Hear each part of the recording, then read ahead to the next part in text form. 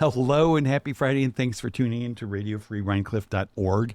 In this show in particular, correct me if I'm Norm, I'm your host, Norm. I'm thrilled to be here tonight with Jaime Ransome, Robert Stone, and Doron Gild, three local artists. And, earlier this week and today, this week a lot of people have been posting on Instagram, Facebook, stuff, poetry or art or stuff. And it dawned on me how much people turn to art to help them process the shit that's happening in the world around them. And so thank you three for being here, hopefully to keep on that topic, because we're going to stray, and I'll gently nudge us back to that. But I want to ask, and I'll start with Robert.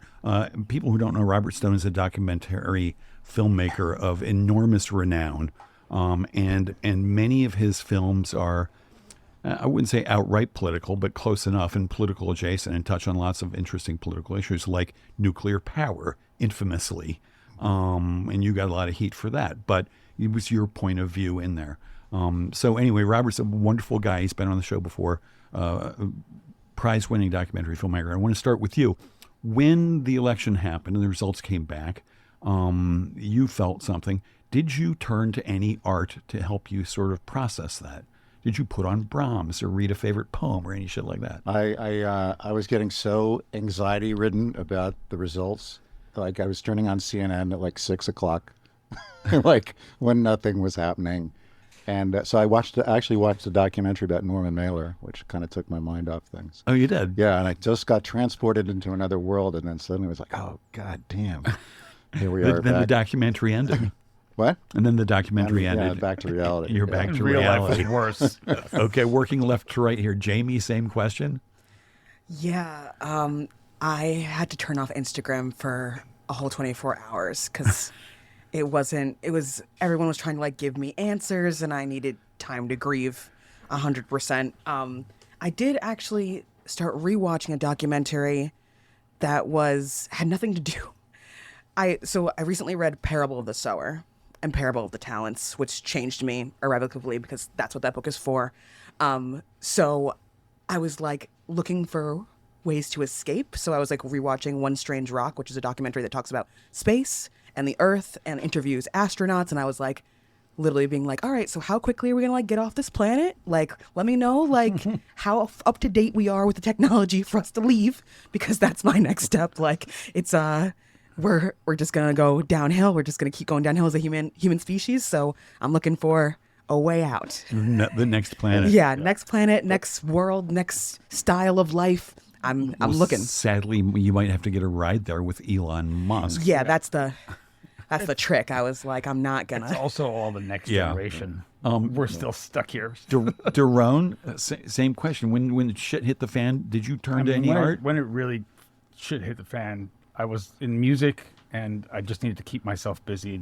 So I was out there cleaning chicken coops and stuff. Like I just needed to not be involved in the outside world. Right. As much as I could. And I can't because socially I'm a very socially flamboyant person, but I just needed to be working and doing something. Right. So whether it was concentrating on physical photo or literally cleaning chicken coops. Physical photos, which is your work. You're a photographer, a portrait photographer of also enormous renown. I love your family portraiture so very much. It's really unlike any family portraiture I've ever seen. It's delightful. It's engaging. It's respectful of the families and the individuals in there. It's spectacular. It's dorongild.com. Is that right? Gild. If you're listening, go there. And I didn't introduce Jaime, who I just met. Your dad. I asked your dad, who I know, if he wanted to come on. He's an artist as well, and he said I can't, but Jaime might. I'll ask her. I'm like, great. And Jaime is the gallery manager and curatorial team instructor at the Trolley Barn Gallery in Poughkeepsie. Yes, I am. And a graduate of Syracuse with degree in art and film. Undergraduate degree in film. My BFA is in film and my MFA is in museum studies. In medium studies? Museum studies. Oh, museum studies. Yeah. Brilliant. Cool. And so that's why you'd go into sort of a curatorial position. Yeah. Well, I was honestly the entire time that I was on my way over here thinking about this entire thing, I was thinking of Anselm Kiefer and his work, because Sweet. he wasn't born during World War II. He was actually born 2 years after. But all of his work is about the destruction of the Holocaust, or at least most of his work is. And so I was trying to I was processing that thought on the way over here of what it means to even talk about a horror that you never even witnessed and how that can still completely affect everything about you because it affected everything about the people before you. Right. So I'm just as visual effects, Yeah. earthquakes almost. Generational trauma. exactly. So I'm just as much thinking about how it's affecting me as I'm thinking about how it's going to be affecting people 10 years from now. This is just the beginning, the spark of what is about to be an ignition of a huge flame that's going to possibly burn down half of the country. So I'm just trying to thinking about the future is how I've been coping instead of thinking about how we're going to deal with this in the present. I'm just thinking about what's next, what's down the line. Is this, the seeds for something else? Oh my God, this is making me more depressed. I'm so sorry. I was thinking about the same thing, but I came to a different conclusion. Yeah? So I was just thinking, my forebears went through so much worse. And Good point. we've had Really? a pretty good run. We've had a pretty good run in our lifetime. I never got drafted. I never gone to war. It's been peace for me personally and my generation. It's been peace and prosperity. And we've, some bad things have happened. I was 200 yards away from 9/11, and that was the biggest thing I've experienced. But you look back, I make historical documentaries, and so I'm schooled in history. And you look back, life has been pretty rough with dictators and war and pestilence, and we'll get through this. Well, Our we certainly forebears don't got learn any through it. lessons. We'll get through it. That's when you put it like that, it The definitely makes sun me feel better. rises and the birds are out, and we've got friends and family and community, and I think that's the key. just gotta power through and work for a better day. I Yes. think looking inward is definitely a situation, and looking into community and looking into your immediate surroundings, as opposed to thinking about the generational trauma that's going to happen, that's always happening. But realistically, we have to get together here now, and do something. Like this morning when you called and asked if I wanted to be here, it sparked the idea of just wanting to make work. So it sparked the idea of wanting to go out and figuring out how to be in the community and make work, which is now going to be an obsession for the next, I don't know how long. And what kind of work? A different kind of work? Portraits? Or No. There's no different. I don't know how to do anything else. I can't sit in an office. I can't do it. This is what I do. Right. So I have a thing that I have a feeling that I'll set up something in one of the villages, either here or in Rhinebeck, and figure out a way to make portraits of everybody. Right. Yeah. Everybody. I love that. And be part of something immediate and community and what we have to hold on to. Because thinking about what's possible in the future in the next 10 years, that shit scares the hell out of me right now. It didn't when I thought we're going to have a black female president. Yes. I was in a really much better place. But now, 10 years from now is scary as shit. And then on top of that, you wake up to all the stuff in Holland with the Jews. And there's a lot of shit falling apart. Right. So focus on right now, on the bubble, on the people around. And that's the only way I think that as a community and as a species, we can get through this. Right. Because I know we will. We don't have a fucking choice. Either we're dead or we're living, Getting through it, whatever it is. And Jamie, when you started thinking about this, did you start, because you're a curator by training, did you start thinking of exhibitions that could address what's going on now? Have you done exhibitions like that in the past? I haven't, because the job that I'm in, I mostly teach curation to teenagers. So that being said, we kind of preemptively did our curation for this moment because we tried to get ahead of it by putting up an exhibition in time for the election that we thought might help people see the light or at least the potential. So the exhibition that's at my gallery right now is called The Duo Show. It's Mary-Elena Ferrer and it's Kima Dennis, and they both are creating work that's in response to horrible national events. So Mary-Elena Ferrer's work is individually hand-printed and hand-torn butterflies, all in 15 butterfly towers, and each butterfly is supposed to represent a child that was separated from its parents at the border. Oh, God. So she's made 5,000 so far. She's on the 2 year. She's been doing this for 2 years. These like community-driven events where people hand tear the butterflies and add to it. And the backdrop of those beautiful butterflies hanging from the ceiling is a timeline from 2017 to 2023 that outlines all the documentation of children being separated from their parents at the border.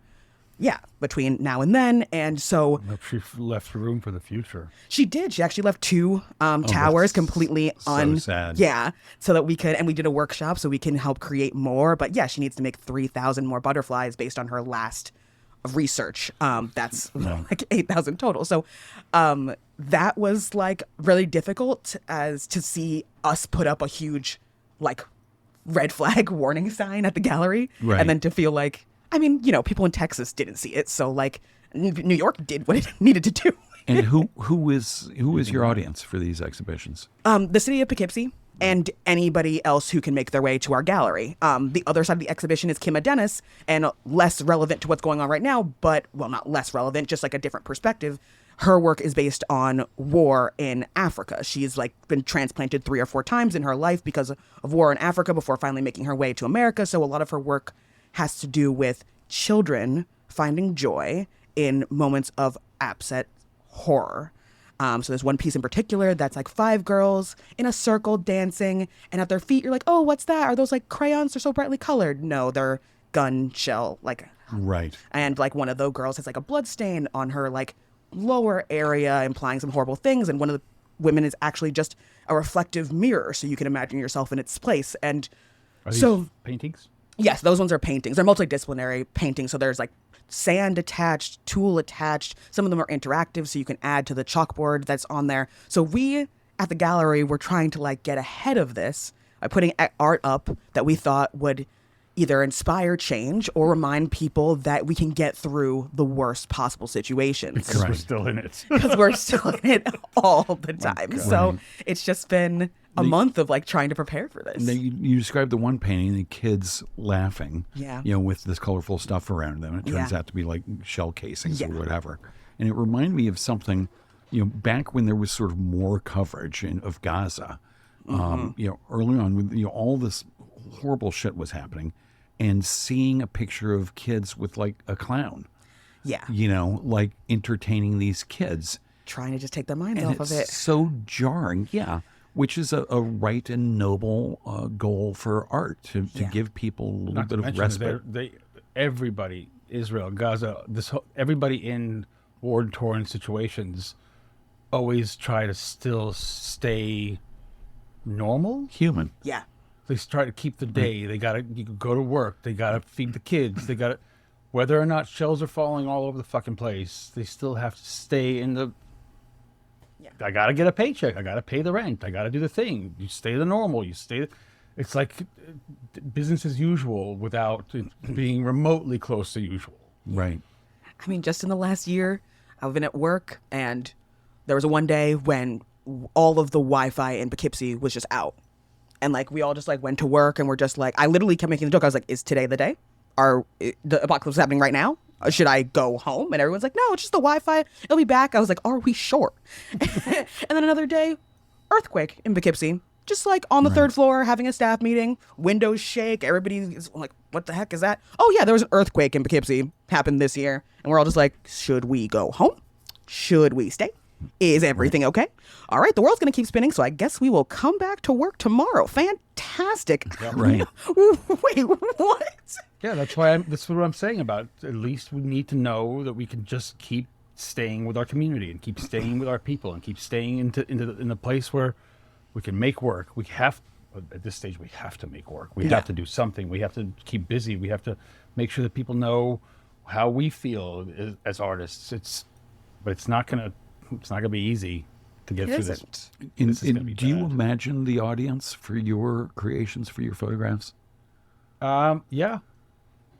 But it still comes down to us and the community and the locals. I keep Right. imagining photographing particular people within the parameters of what I'm doing or what I'm planning to do. And I still see people in the same kind of bubble experiencing it afterwards. Right. Now, Robert, certainly amongst all of us here, your art gets the largest audience. Do you think about that audience when you're creating art, and do you think about what that art might do for that audience? Absolutely. I mean, that's the point.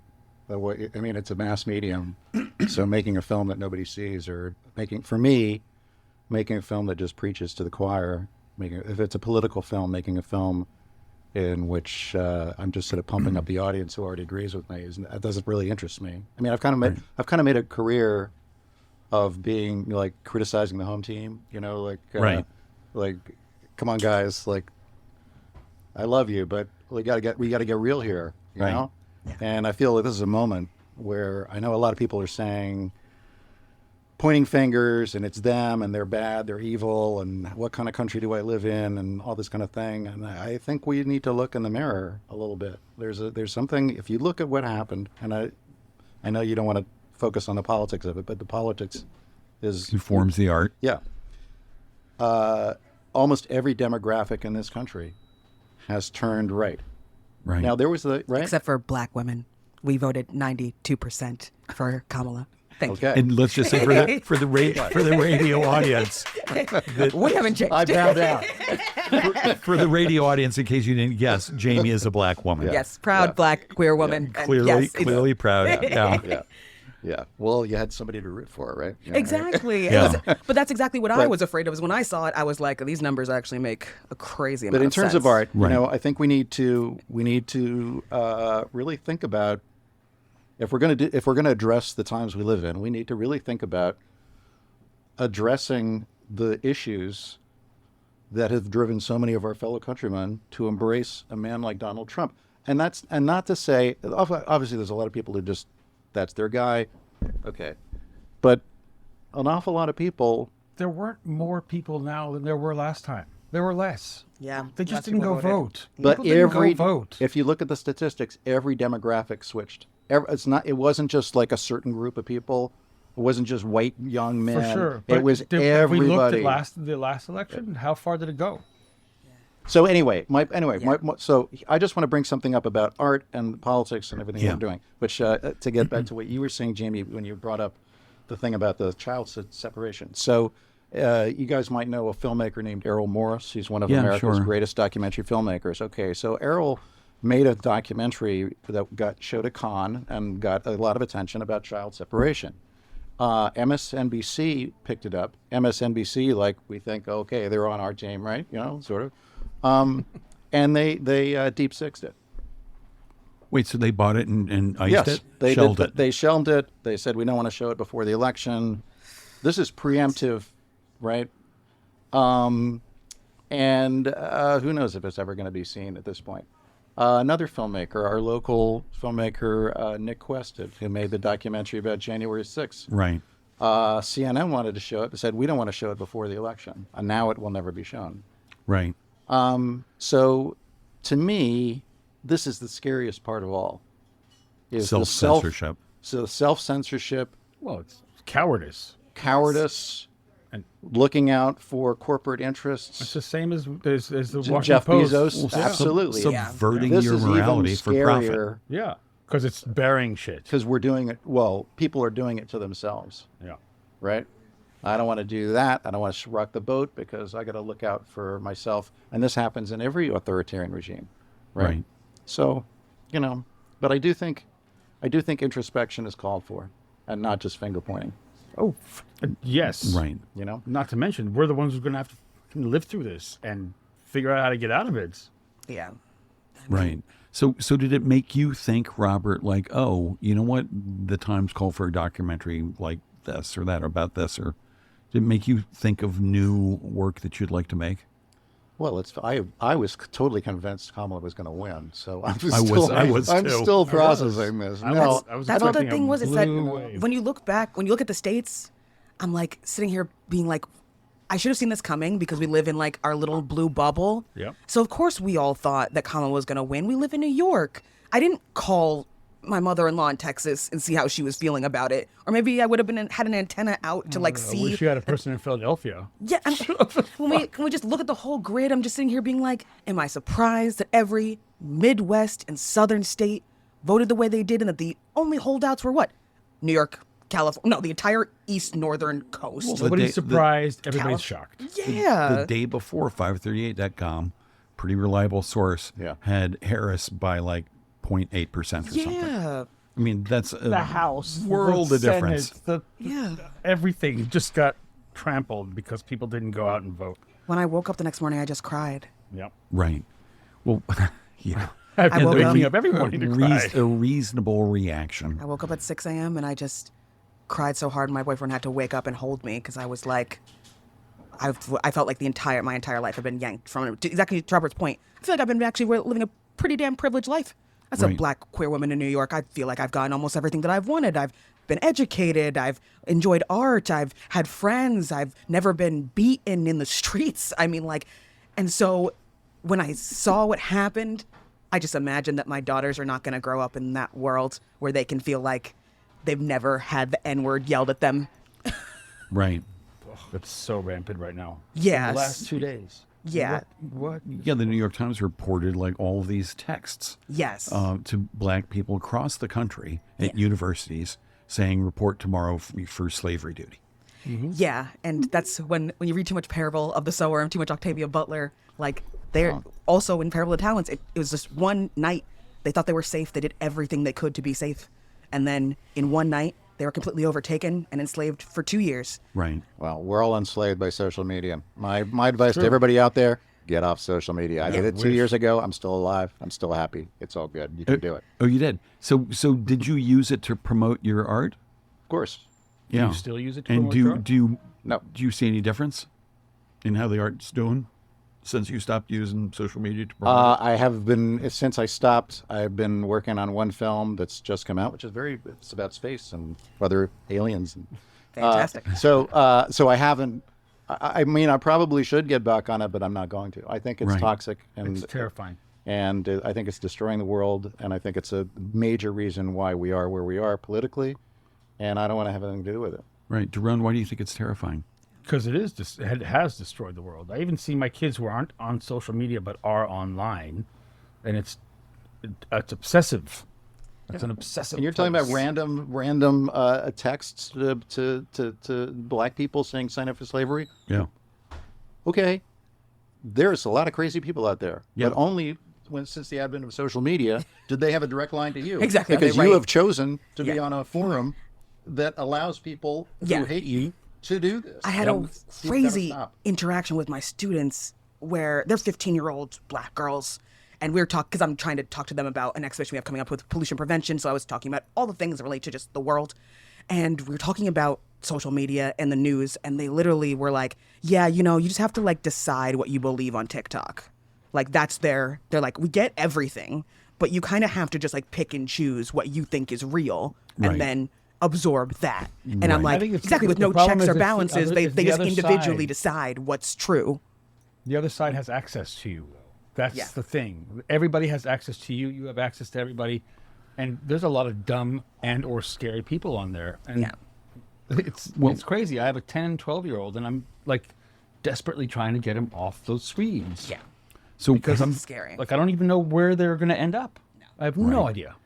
Jamie, how important is it to your gallery, social media, in terms of promoting it and getting audiences into to It's see? huge. I mean, especially because we have, to that point, a teen audience. We're a teen-run gallery, 100% teen-run. The curators that I teach they pick the art, they decide the exhibitions, they do everything except decided the date.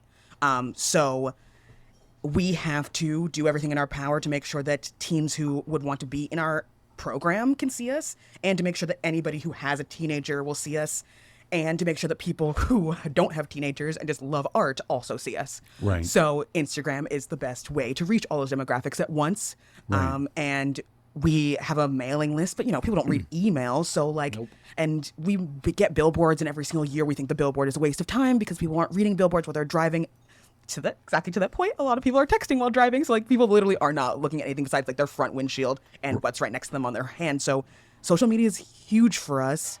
It's been good to us because we only ever send out positivity and then people just like and then show up in person.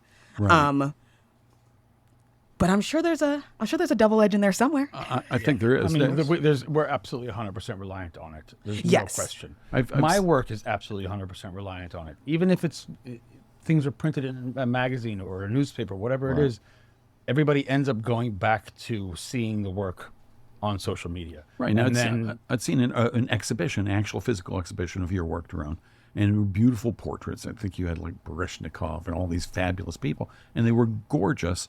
But then I started seeing these family portraits of yours, and it's just like, okay, that was gorgeous photographs. This is gorgeous art. I just fucking loved it so much, and I saw that on social media, and I don't know how I would have stumbled, especially living here. If you live in Chelsea, you got 100 art galleries right next door. There isn't a way. Artsy has Right some now- kind of statistic about how like 80% of art buyers find their newest buys through social media. It's like some wild high I number. obsess over it because if I don't get my numbers up, so to speak, people just gloss over. Even if the work is fucking awesome, Right. they'll gloss over it because I only have like 2,000 followers. I know, but then you become a slave to it. That's We the are. problem. We are. And I know when I Just said I'm off it, as like a career, like I have no choice because there's no other way for me to get my word out. Yeah. My website is doing whatever it's doing, but in order to get people to the website, I have to do go- that, yeah, exactly, or I that have to pay for Instagram first. advertising. Right. That's not even a relevant thing anymore. Like, because even advertising is online now. Exactly.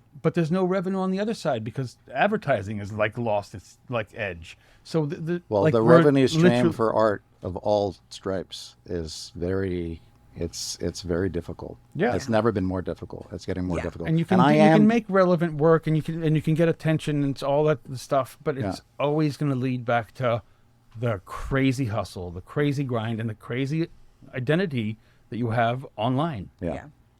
And that's it. The identity that you have online is 100%. I spoke to a new agent today, and he was like, "You have to add something personal to your website. You can't just. It can't seem like you're just pasting pictures up there." I'm like, "But that's who I am as an artist. That's who I am as an image maker. That's what I want to give when I'm hired." Yeah. He's like, "Well, they care about that, but they really want to know who you are." Yeah. So I have to now figure out how to like write things. People by and- the artist. Yeah. And it's also fleeting. So it's like, Well, let me ask this, Robert. You said something about your art and the audience sort of opening people's eyes to things that are going on, maybe changing people's minds about this or that. What is the difference between art that seeks to open eyes and maybe change somebody's perception and propaganda? There's a big difference. Let's hear it. I mean, agitprop, which is a tried and true form of documentary and painting and literature, and it is exactly what it says. It agitates you, yeah. right, and gets you motivated, and gets you angry. And there's agitprop on the other side. I'd say Fox News is classic, agitprop for Right. the most part. And But not all propaganda is agit. yeah, but it comes back from Dada. It's like it's always been there. It's always been a part of the art form. It's Yeah. always been a part of the and of that the serves a vernacular. purpose. That's great. Right. It serves a purpose. Michael Moore, and I miss him. Where the hell they're- is he? that serves a purpose. But it Sad doesn't. alone by himself. It doesn't. From my perspective, it's less interesting, and it's certainly easier to make, but it's less interesting than trying to craft a persuasive story narrative that will reach people who disagree with you. Right. That they'll actually tune into you and maybe come away a little changed. That's to me, that's the purpose of doing this, is to actually change people's minds, not just to go have a lot of people applaud me and go, "Oh, great, Robert, we're with you." To inform You know It's what the I mean? same people over and over That's again. your purpose. Yeah, So it's like- that I don't have any. I'd rather people yell at me and scream back and have a debate. So would you say that Michael Moore is sort of more propagandist and less artist, and like Errol Morris is more artist and less propagandist? I guess you could say that, but I mean, Michael has said, he doesn't make documentaries anymore because, I made a film about healthcare. Well, healthcare is like still fucked up. I Right. made a film about gun control. Nothing has happened. Right. I made a film about the biggest grossing documentary of all time Fahrenheit 9/11 and George Bush got reelected. Right. It's like, what am I doing here? So he's But he did bring the conversation into the day-to-day. He did Right. do something. Like Michael Moore is a household name, and he did bring awareness and conversation, whether did. or not it helped, considering the powers that be. But he did do it. But he's I miss measuring him. his success by not helping, not changing minds. No, I'm just saying this is what he has said about his own Right. work. And, you know? and so for you, for your work, if the goal of your work is to change people's minds, inform and change minds, how do you measure the success versus your goal? Well, you talked about my nuclear power film. Okay. I've been totally vindicated. To me, that was the most consequential and catastrophic decision that has ever been made in human history. It was made by the environmental movement. To not shut it off. pursue To shut it off. nuclear energy. Yes. Yeah. And that's I said that 10 years sure. ago with my movie, and now most people who are really thinking about this shit saying, yeah, actually. Well, I mean, think look, the connotation between Microsoft, nuclear is a meltdown, Microsoft not- is not is actual buying green 3 trees. Mile Island just to power one AI server, Yeah. right? Oh yeah. Right. You know, things I did have not got, know that. and 10 years ago, the whole mantra about nuclear or energy was, it's all gonna get so efficient, we're gonna use less energy. We need less and less energy. You know, Right. we can power the world with wind and solar. Okay, so I criticized that, and people hated me for it. They hated me. Right. Now, so that's an example of something that actually, and it did really turn So is the that heads seeing the of future, a lot of people. or is that seeing the future, or is that just something like? So many people can see the future. We just never listen to them. Yeah, it's like true. we have all human knowledge at our fingertips, or at least anything that's been digitized, and people won't. Sorry, I've been reading a lot, and like I'm also reading this other book by Neil Shusterman, and like I'm literally on the way over here just talking about like this AI that fixes everything is only able to do so because it had everything that humans had, and it was just the only authority strong enough to make it happen. It was the only thing that was willing to just not stop because people told it that it was wrong, or told it that it was immoral for whatever reason, or Or that it unethical. couldn't succeed. It's like it could only do what it saw was the best possible option, and so it did that and it was able to quote unquote solve all human problems in one human lifetime. But like, so I always just wonder, I'm just like, we have people like you who like shout it from the rooftops, and nobody listens because everybody wants things to stay normal and straightforward. No one wants to admit that they're in the middle of a war zone, or that they're in the middle of the apocalypse, or that they're in the middle of being the problem. I mean, like,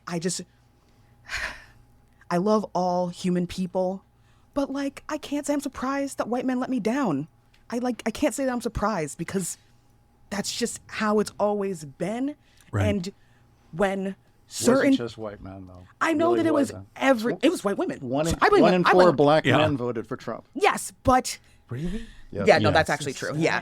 But this is the thing. I actually 50% of Hispanic men voted for Trump. I didn't see 50. I saw Okay, I saw like 30. 47%. Yeah. Yeah, that's insane. Let's call it 50. so but it's also that idea of just like when you're so afraid of change.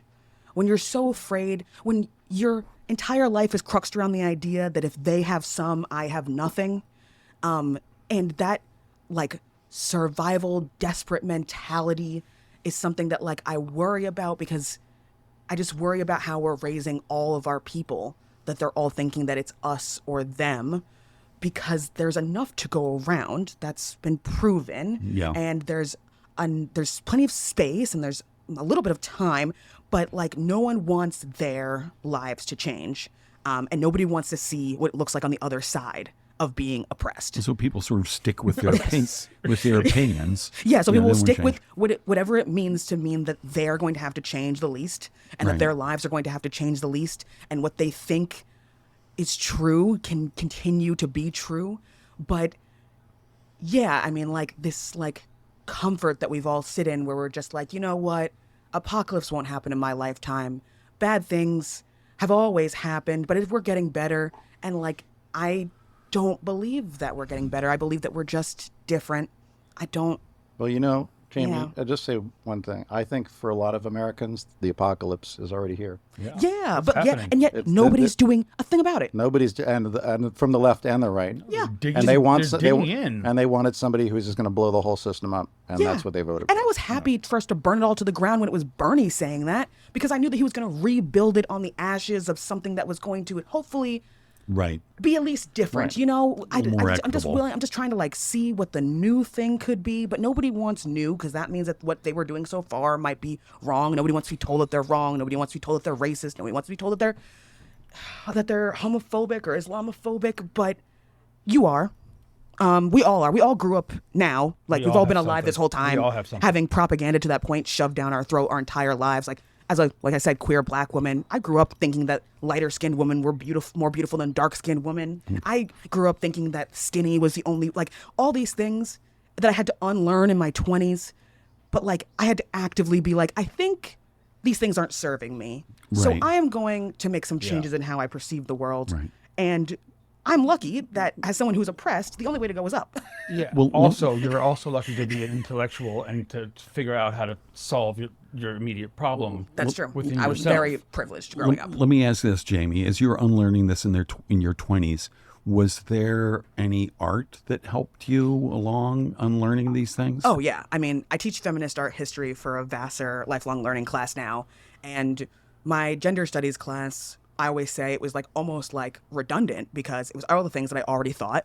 And then I just had a bunch of people being like, yeah, no, you're right. You're not crazy. And I was like, that's amazing. That's so cool. And then seeing and then uncovering artists who had been forgotten to history, who had been forgotten to their amazing causes. In museum studies school, I had the privilege of working at the Matilda Jocelyn Gage House in Fayetteville. And she is the forgotten third suffragette. She's sitting there right next to Elizabeth Cady Stanton and Susan B. Anthony. But because she didn't want to involve Christianity in the suffragist movement, she was cut out of the story. Right. So I always go back to thinking about her and her experience and her power and her struggle and her defiance led her to become the inspiration for L. Frank Baum's Glenda the Good Witch in The Wizard of Oz. Oh, wow. So I always go back to that story of like a woman who was unapologetic about everything that she thought and knew, and that in that she gets memorialized in a way that we'll never know her name, but we'll know her spirit and her beauty and her goodness. And that is powerful in its own way. And that's why I always am taken, I think, to that point by writing, because the way that we rewrite history through fiction, that's what I love about fiction, is that it often feels more real than reality because it gets to put all the things that we know into a new light Right. and then regurgitate them back to us in a way that we can understand what we're looking at. It feels so much more personal when it's us, but when it's other people, we can see it all so clearly. So I've really been turning, like I said, to books in this time, just as much as to art. I mean, Helma That's F. art Clint. to me. Yeah, Helma F. Clint is Sure. always a huge inspiration because, once again, another forgotten woman who painted her truth during her lifetime but knew that the world wasn't ready for it, hid it away for 20 years after her death, before her family was allowed to show it to the world, and then had the most successful exhibition the Guggenheim has ever had in 2018. Right. There's just so much that's going to happen under the covers for these next few years that we're not going to find about probably 20, 30 years from now that it changed things. That's Right. brilliant. Now, what about your own artistic output? Do you make films, or do you make? So- do you write, or? I do write. I have a few. I went to film school because I didn't want to be an illustrator, because an illustrator meant that I had to work by myself. And I thought that film school would be more interesting because I would be able to work with people and engage with other ideas. But as much as I love making film, I realize I actually love watching it more. Right.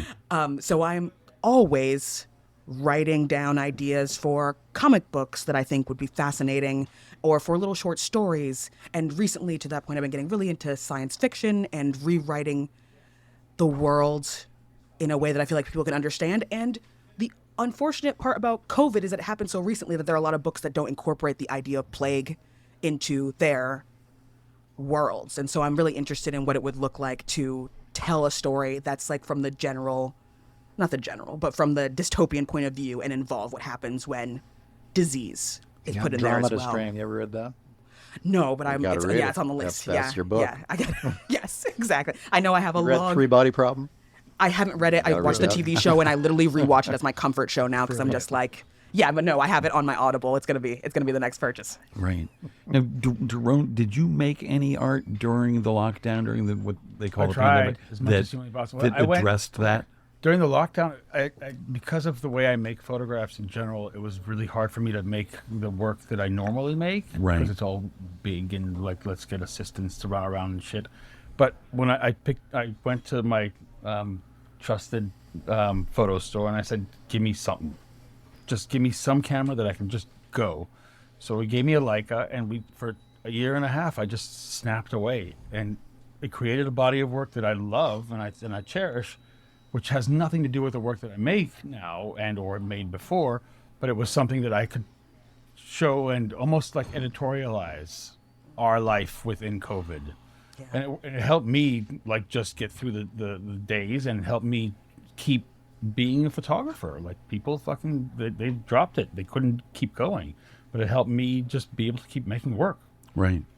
Just to look through a rectangle and make a picture, which was super vital for me. Right. Wherever we went to have a little bit of fresh air, that's where we made pictures. Like, and it was super vital. Right. And Robert, during the lockdown, I mean, I imagine you sitting in a dark room. I made a movie. And what was the movie? It was called Taken Hostage. It was a 4-hour documentary about America's relationship with Iran, with a big focus on the Iran hostage crisis. Oh boy. We wrapped up shooting, I think it was the day before lockdown. It was early March goodness. 2020. And the rest was all archive and editing. And so that entire time, I made a movie. Wow. Amazing. And do you think that the lockdown and the pandemic and the fears that came swirling around with that had any influence on how you cut together that film that you had started years before all that crap? No, not at all. Come on, it was a good question. I Give me like some. I kind of like the lockdown. I'm kind of a homebody anyway. Yeah. I definitely I know. miss it. There were things about it. And my wife stopped going to LA all the time, and her company, everybody started doing remote, so she moved here permanently. So that was good. Right. So there was some good things that came out of it, but it drove the country crazy for sure. The world. The whole world. It drove the country crazy, but also we all were able to see how quickly things could change. And we focused. Yeah, like it was everything before that. I have been saying this for years. Like everything before that felt like it was all so like planned. I felt like organized, quote unquote, not actually organized, but at the very least, it felt like if you wanted to change the date of a movie premiering, you'd have to go through so many things, I thought. And then they're just like, nah, like apparently it just takes like two people just like writing it down on a piece of paper, and anything that anybody has decided can change overnight. Even on a micro level, it changed a lot of things of individual choices about who they have space for and who they want to Absolutely. deal with and what kind of things they want to talk to and about. Work I think culture that- changed completely. The one really interesting thing that came out of it, I was listening to this, it was a New York Times, the audio app. I love the New York Times audio app. So they were interviewing a bunch of people, and this was right before the election down in Atlanta. And people were like reminiscing about, hey, COVID, like we really did have an experiment in socialism. We did. You know, it was the one time in America where there was a minimum basic income, people were getting checks, and anyway, so that people were just talking about it. Like, hey, people who you couldn't pay your rent, you wouldn't get thrown out of your apartment, so you didn't have to pay rent. You got the check from the government. The check was signed by Donald Trump. You didn't have to go to work. It was pretty good. And so my point was, like, people were reminiscing about, hey, that was pretty good back then. I have a and that's specific what they're, community That's from what that- they're from that thinking. period. Donald A Trump bubble. instituted socialism. It wasn't given a choice. I was thinking about it today that we have. I miss my bubble community Yeah. from our street. That all of a sudden we're like, oh my god, I have neighbors. Yeah. I was in Brooklyn. Like there was no like. There's always been like, let's go, and all of a sudden we're like, oh hi. I was genuinely sick earlier this week, and I was like jumping through hoops trying to get the day off. I was like, there was a time when if I Right. was sick, you would have told me to Don't stay come. home 10 for days, 2 right. weeks. And And now 3 I'm sitting here tests. being like, yeah, like I've been having this crazy stomach thing. They're like, well, you're going to be fine tomorrow. You have things to do. I'm like, there is nothing at this job that I cannot do from home. Right. We have proven that. So what exactly are you asking me for?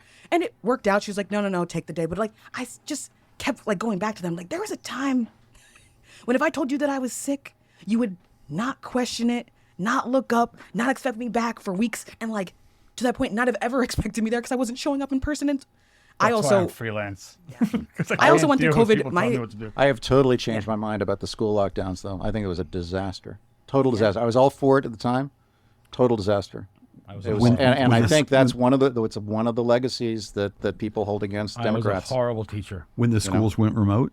When the schools went remote, like they should have, honestly, I think, thinking back now, the people who were most affected were old people in retirement homes, the very young, right? Yes. And once the vaccines came out, I'm sorry, if you don't want a vaccine and you don't want to wear a mask, that's your problem. But you got the vaccine. And Sweden didn't do any of this, and they didn't fare any worse than anywhere else. And, I think lasted a little longer. it was an example. I think it's been looked upon now as an example of an overreaction of the nanny state. And The nanny state. Yeah. I never heard that. and that's given a real black eye to the Democratic Party that we're feeling the blowback of right now. I mean, my son was in high school, spent the last 2 years of high school sitting in his bedroom.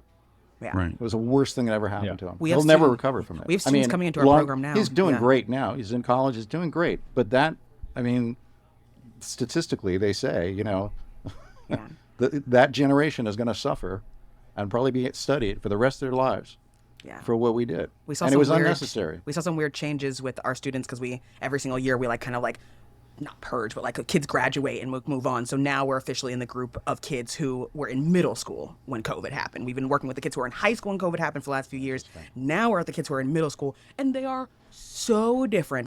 People who've been teaching for 10 years are like, I have never seen students behave in the manner. Nothing wrong with them. They're just slightly more introverted, definitely more attached to screens. The idea of taking AirPods out for class is unheard of, and starkly independent and yet very codependent because their only relationships have been fostered online. So they don't know how to talk to people in person, but they do know how to forge communities online, but not anything that's based on anything real. It's based on the illusion that everybody what is real now? separated. Exactly. But it's even within them all realizing that they're all separated.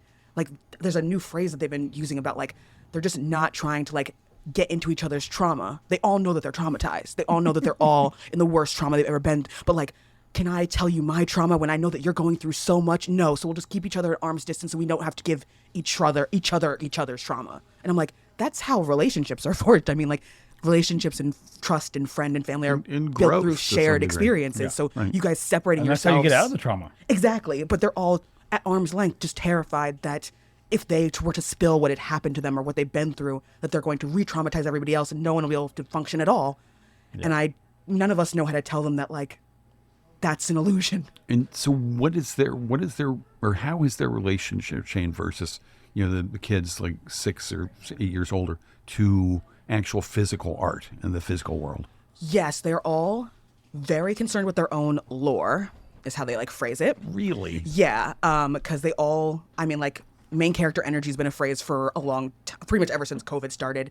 And they're all in the era of writing and doing everything as if they're in their own Netflix documentary about themselves. Everybody's a content creator. Yeah, so they're all very internally focused. It's not necessarily a bad thing, but there's definitely been a shift in people being I want to see the world and travel. No, everyone's just I would like to stay safe. I'd like to stay at home. And I'd like to spend a lot of time in therapy understanding myself. So wait, are there both God. sides of those things, or is it just the therapy? They really love therapy. They really want for everybody to get God. therapy, Get a including good friend. themselves. Get a great friend. That's Yes, get the a friend. best therapy. Exactly. They're all to that point terrified of putting their trauma onto other people. They're no, only a professional can talk to me about this. There's no.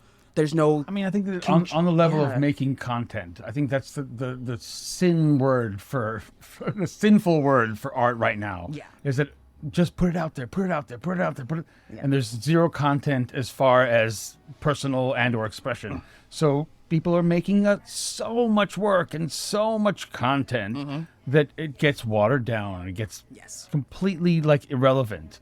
And then when you try to put out something real, it just gets muddied in the huge swamp that And is they're having a huge content. problem. Yeah. They're Can we also having a talk huge about problem AI? working. Yeah, exactly. can. They're having a huge problem with group projects. Group projects are I mean, now I'm a photographer, like, terrifying seriously. to them. The idea of like, we have a program where like you have to each make your own. They're like, well, we're going to study Basquiat. Great. So everybody make their own like Basquiat style graffiti thing, and then all right, great. Now we're going to make a group Basquiat style graffiti thing, and they're like, no, I can't stand close to other people while I'm making work. about the This is an factory. individual experience. I need exactly like this, the collaboration, which I always thought was a huge part of art making, especially when I was in the Period. film world. Is now they're just like, no, I mean, like, you're not on my Instagram, unless we make a collaborative Instagram, there's no reason for us to both be working on this. Right. All right, let me ask another question to slightly point this back and where I thought we might be going. When you look back on your lives in particular points of trauma or joy, or success or failure in your life, do you connect any of those with particular works of art? And by art, I mean, of course, like Music, for theater, sure. acting, music, writing. Lay it on me. Well, I think we all do this. Like the music you were listening to at particular points in your life, when you listen to it again, you're transported back to that All moment. that sense memory you is name- perfect. It's Can you name an amazing. example? Yeah. Like you know, like ZZ Top takes no, you back you know to the like, song "Bittersweet Symphony" by the Verve. Verve, right? oh yeah. Yeah. So my first kid was born. Caleb was born when that album came out, and I listened to it again and again. And every time I hear that da da da da da da da da da, Yeah. I think of that joyful feeling of being a dad for the first time. That's so sweet. Yeah. And do you ever put that on sort of as medicine if you're feeling blue or whatever? Oh my God. When it comes on, yes. I mean, I listen to all kinds of music to change my moods, and a lot of it is like I just recently, just as part of my sort of rebellion against all things modern, I pulled out all my old records. I bought a record player. I brought all my CDs. Like everything's all, and I'm just like going back and listening to all this stuff that really meant something to me. Right. A long time ago, and I'm transported back, and it makes me feel good, and I love the process of taking out an LP and putting it and listening to it, and then listen to the whole thing and Getting turning up it and over. turning it Music over. and paintings I love make me that. unload. I love it. Uh-huh. It's so different than just. It doesn't make any sense to do it because everything's on iTunes or Spotify, but it makes me feel good. Well, it seems it to make makes you this slow down. emotional sense. I mean, it's Yeah, it's striking. yes. The chords are easier. It's who to- the music of my life is part of who I am, Right. Yes. and so yeah. And Jamie, let me slightly rephrase the question. After Tuesday and Wednesday morning, was there any art or music or that you particularly that you're like, oh, look at me going for that?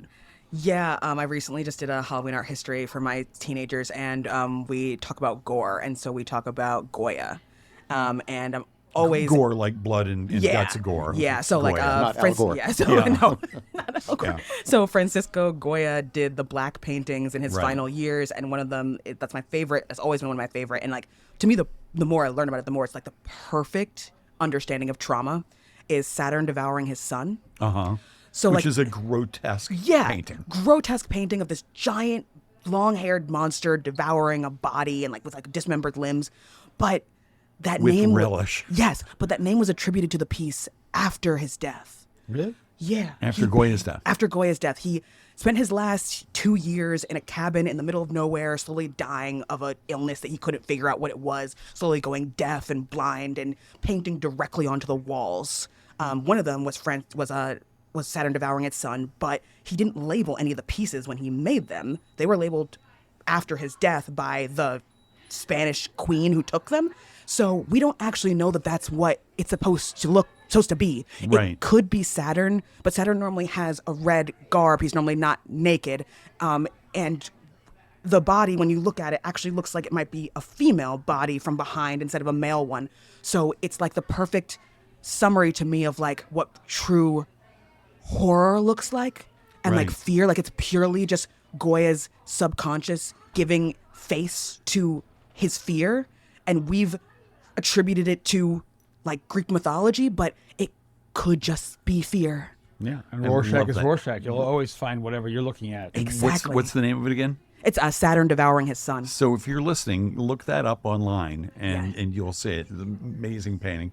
And so you found yourself, like on Wednesday morning, with that popping into your head. With all the black paintings popping into my head, because one of them also is Judith slaying Holofernes. So a strong Jewish woman who seduces a man in the middle of the night who she knows is about to sack her city, and she, in the middle, after drinking him under the table, slices his throat so he won't come back and try to devour and rape her city, and like the power that she finds in it. And it's just like Goya's version is just Judith holding a knife about to sneak into the camp. But once again, these things are labeled after the fact, so it could be any woman with a knife about to slit somebody's throat. Exactly. And so all of those paintings are always just like subject to so much interpretation and understanding of fear. Right. And Doron, same question. Did you find yourself like in the last few days? Yeah, like, oh look, I've gravitated toward this. What a surprise! I think that like I usually just get records in my head and I'll wear them thin for a while.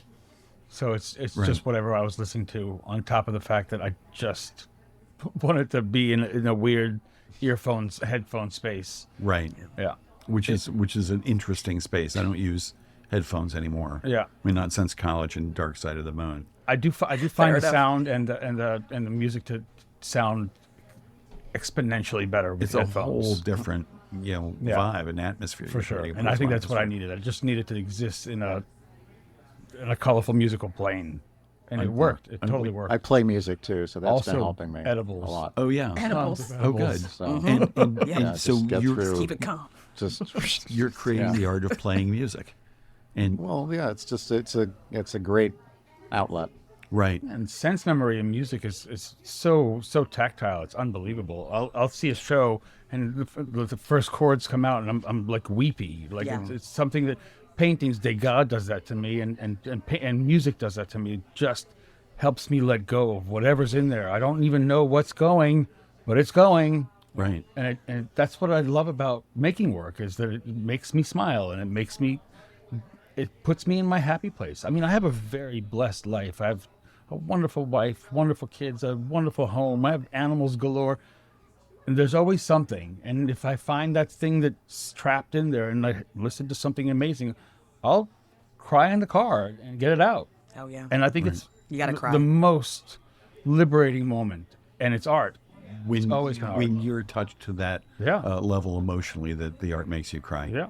Particularly when it's your own art. Whether it's my own art or it's Degas or it's or something that strikes me as some genius and something that I have no capacity to actually process or name, for that matter. Yeah.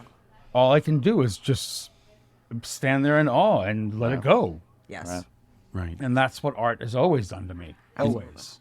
And so have you educated your children at all in this kind of way? Absolutely. And actually, let me ask you, especially, Jamie, because I know both your parents are artists. Yeah. They're wonderful artists. Did they educate you at all in sort of like using art as an emotional partner? Oh, yeah. I mean, I knew how to draw before I could write. Right. It was always expected that art was going to be a part of our lives, either through reading and writing or through creating our own works. It was always just a matter of which art we were all going to take up. But art has always been explained to me as like the ultimate catharsis. I don't know if my dad ever actually said those words, but it was always like, if you're looking for a way to get the emotions out, just do art. Eventually, you'll get the emotions out. I love that, and it's a great place to stop. It's been an hour. Thank you all for coming in. Robert Stone, Jaime Ransome, and Doron Gild. Thanks for being here, everybody. Thanks for tuning in. Have a great Friday night. Come down to Rhinecliff, where there's a little community rally right now going on, and have a great weekend. Thank you for having us. Thanks. Thank you.